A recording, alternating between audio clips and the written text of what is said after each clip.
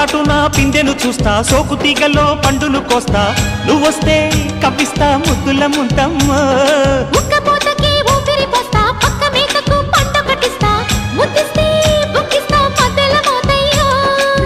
ఓలమ్మో పుకారులు షికారుగా రావమ్మో, ఎదలే ఏడెక్కిస్తే ఎట్టాబులమ్మో.